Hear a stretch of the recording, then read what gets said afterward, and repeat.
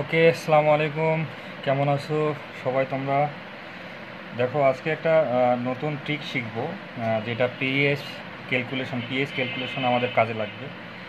At first প্রশ্নটা তোমাদের দেখাই আমি, যে 0.1 মোলার হাইড্রোক্লোরিক অ্যাসিড এবং 0.1 মোলার ইথানোয়িক অ্যাসিড এর মিশ্রণের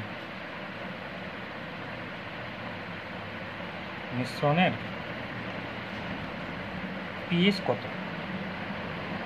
এখানে তোমাদের প্রশ্নে দেওয়া আছে, ধরো কে ইজ ইকুয়াল টু 1.88 ইন্টু 10⁻⁵। সেক্ষেত্রে আমরা পিএইচের মানটা কীভাবে ক্যালকুলেশন করব? দেখো, আমরা আগে ভুলটা দিয়েই করি, যে কিভাবে আমরা ভুল করব। দেখো, ভুলটা আমরা সবাই এভাবে করব, যে যেহেতু দুইটা অ্যাসিডের মিশ্রণ, সেক্ষেত্রে আমরা কি করব, এটা যেহেতু HCl স্ট্রং অ্যাসিড এবং ইথানোয়িক অ্যাসিড হচ্ছে উইক, তাহলে স্ট্রং অ্যাসিডের ক্ষেত্রে আমরা কি করব, যে 0.1 মোলার হাইড্রোক্লোরিক অ্যাসিড, এখানে হচ্ছে হাইড্রোজেন আয়নের ঘনমাত্রা কী লিখব, যে 0.1 মোলার। সেক্ষেত্রে পিএ সমান কী লিখব, যে পিএ সমান সমান মাইনাস লগ এই হাইড্রোজেন আয়নের ঘনমাত্রা হচ্ছে 1, তাহলে পিএ সমান সমান কত হবে, 1 হবে। এটা হাইড্রোক্লোরিক অ্যাসিডের ক্ষেত্রে পিএইচ নির্ণয় করলাম 1। আবার কি করব, যে ইথানোয়িক অ্যাসিডের ক্ষেত্রে এক্ষেত্রে আমরা পিএইচ বের করবো কেমনে, যে আমরা জানি ইথানোয়িক অ্যাসিড দুর্বল অ্যাসিড, তাহলে ইথানোয়িক অ্যাসিড দুর্বল অ্যাসিড, দ্যাট মিনস সে কী হবে, আংশিক বিয়োজিত, তাই না? আংশিক বিয়োজিত হয়। প্রাথমিক অবস্থা আমরা কিভাবে করছিলাম, যে প্রাথমিক অবস্থায় এটা যদি ধরি 1, মানে 1 ইন্টু হচ্ছে সি, তার ঘনমাত্রা ধরলাম, আর এটা 0, এটাতে 0, সাম্যাবস্থায় এটা কী হবে, 1 মাইনাস আলফা ইন্টু সি, এটা হবে আলফা সি, হাইড্রোজেন আয়ন হবে আলফা সি। সেক্ষেত্রে হাইড্রোজেন আয়নের ঘনমাত্রা is equal to alpha C. হ্যাঁ, এক্ষেত্রে আমাদের কি করতে হবে, যে আলফার মানটা জানতে হবে। তাহলে এখানে কিন্তু দেয়া আছে কি, কে এর মান দেওয়া আছে। এখানে কি কি দেয়া আছে, যে এখানে C is equal to 0.1 molar.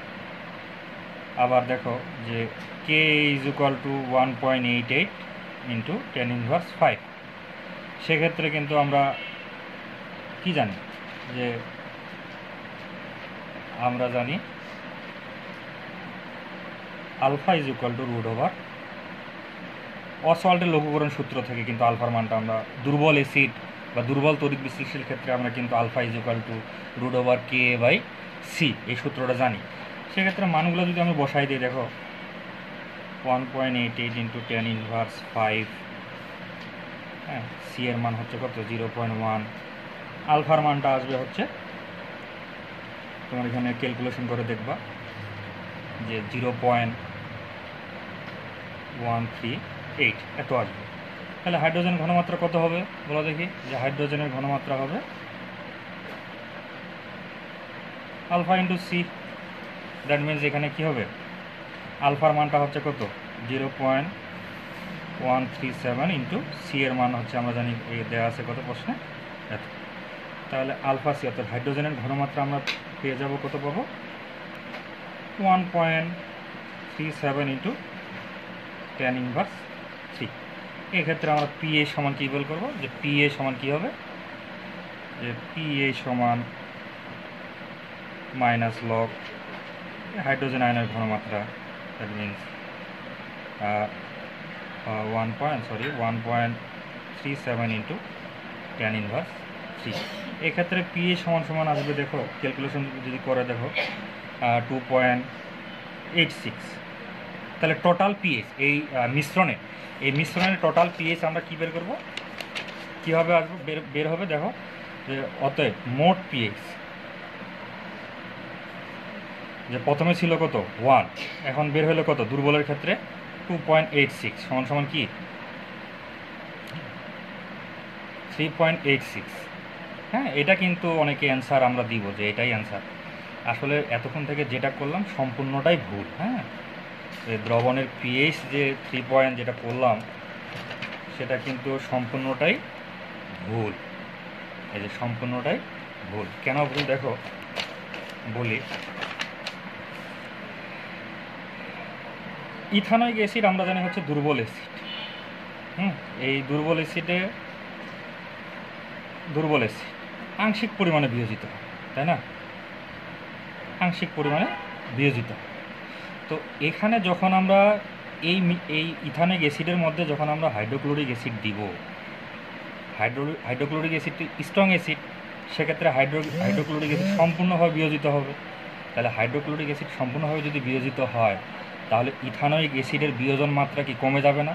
কমে যাবে মানে একবারে 0% হবে, মানে জিরো, আলফার মানটা 0 হবে।